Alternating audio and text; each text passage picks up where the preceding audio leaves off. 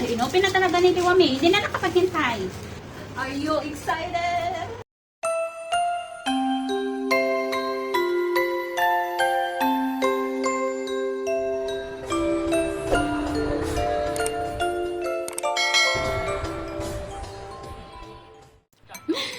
Hello everyone, it's lunch time.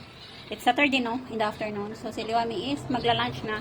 And ako din magla-lunch na. So I'm going to English pa more. So ganito akong ingon. So ayan, ito na nga siya, no? Super laki ng box. Yes, ito yung kanyang marka. Wait. Inopen niya na. Hindi pa ako natapos mag-set up ng camera. Wait everyone. What na? Inopen na niya. Okay na. So, let's unbox. Bumili ako nito kasi gusto ko mag-bake cake.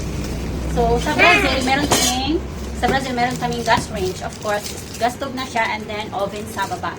And dito naman sa China, ayaw ni Inchik bumili ng gas range kasi nga mahina yung apoy. Ang gusto niya yung 2 burner lang kasi mapapalakas yung apoy ng 2 burner. So, inopen na talaga ni Liwami. Hindi na nakapaghintay. So, ito is pangpalo ko talaga to kay Liwami. Pang tata ay bunda. Pumili ako ng ganito pang pang pie, no? Pang pie. Kaso nga lang, ang isip ko dito is malaki. Maliit pala, pero okay na to yung laki niya. And ito nga, pangpalo sa pit ni Liwami. Aya! Ganyan. Hindi. Pangalo ko siya. Siyempre, mainit yung pizza, diba? Oh, ganyan siya. And then, dito ko siya ilalagay. Kahit siya sa buhay. So, yeah. Since medyo wala naman tayong ginagawa dito sa China, yun, mag-bake na lang tayo instead na bumili. And one thing talaga, bakit ko gustong bumili ng oven is sa pizza nga. Sometimes nag-crave ako ng pizza. Yan. Very easy lang naman ang ingredients ng pizza. Lagyan mo lang ng mahirap din makahanap dito ng cheese talaga. So, bumibili ako sa isang Pinay dito na nagbibenta ng Philippine product. So, here it is. Let's go to our main purpose, ang ating pag-unboxing ng ating oven. So, yung oven namin sa Brazil, yung size niya is kasing laki ba nito or carton. Parang ganito siya. So, 52 cm ang laki nito. And then, yeah, yun nga, 52. And, ang marka nito is Midja. So, comment down below sa mga may appliances dyan na Midja. So, parang ito yata ngayon ang in ngayon sa sa mundo ng ibabaw. Ano ba yun? Ito yung maganda na brand. Kasi yung friend ni Inchik, lahat ng mga gamit nila is Midja ang marka. Yung aircon, something appliances sa bahay, mga Midja. Maganda din daw to. So, ang original price nito is nasa 265 RMB. So, nag-sale siya nasa 190 something na lang. So, here it is. So, baliktad. Yun Another side. Ang laki nga niya. Kasi nga, di ba, magkakaroon na kami ng sariling bahay. So, this is what I want. Baliktarin natin siya. Lagay natin sa taas. Uy! Kamahulog sa baba. So, ang puwet yung binuksan ni Liwami. So, ayan na nga. Okay na ang kanyang pwesto. I-open na namin. Excuse me. Are you excited? No. Oh my God, I'm I'm so not excited. excited. I'm so excited. I'm not I'm so excited. happy na makabili I'm ako not ng happy. ganito. Maliit na kaligayahan, di ba? Kasi mahirap naman. Nagluluto kasi ako ng pizza, tinapay sa kawali. So ngayon, here this side pa. So ngayon, here it is. Give me. Of course, first thing first, yung kanyang tray. Oh, wow.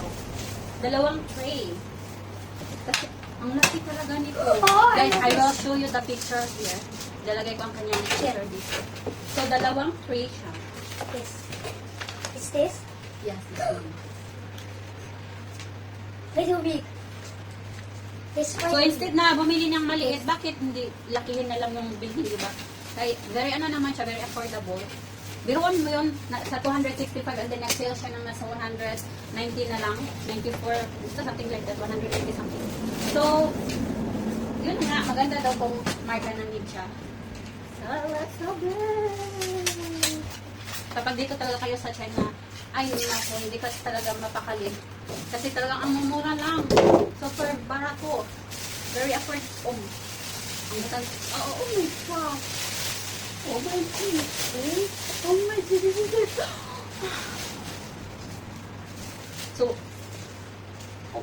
This is not a sponsor, but sabi nga nila, itong marka na ito is maganda. Take out the box, please. Huh? Take out the box. I will... You decide. Oh, ang laki nga niya. Oh. Wow! Why you buy the so big? Diba? Parang ano na din to, parang investment na rin siya for me. First na gamit sa amin. Still. Bahay. Soon to be. Look at that. So ito na nga, no? Ito na nga siya. This is it. Pansin ko talaga. Oh my God. Baba na tayo. Okay. So, meron siya dito yung mga adjustment. Ito na, sa first adjustment niya is, tawag dito, pwede mo siya mapainit sa baba or sa taas, or kung gusto niyo sa baba lang, or kung gusto niyo sa taas lang, yung ano niya, yung init. And then, yes, kung ilang degrees yung heat niya, and of course, the timer. So, super nice. And of course, kapag i-open mo siya, ganyan. Meron nga siyang isang tray, another tray, o baka gusto mong basa-basahin yun para alam mo yung ano, saan ilagay. Oh, like this. And the other one is, oh, bakit? Yes, yes. Or pass. And this one. This one, I don't And know. this one.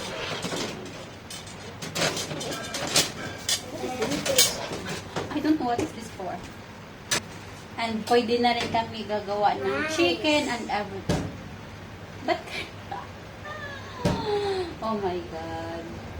Nice. Basta, lahat ng pwede gawin dito, pwede. Put Fried chicken. chicken. Oh, yeah. Excited na ako itong gamitin mamaya. Gagawa ng So, and that's it for today's video mga kayo. Thank you for watching. Good everyone. Mama. Bye. Happy weekend. Mama, and then finish has a tin and then you can open. You have? Huh? You have like this. This one. But now it's true. That is why this is true now. We can make chicken. Oh. Bye! Don't forget to Bye. subscribe. Why is so stress? So easy. Why need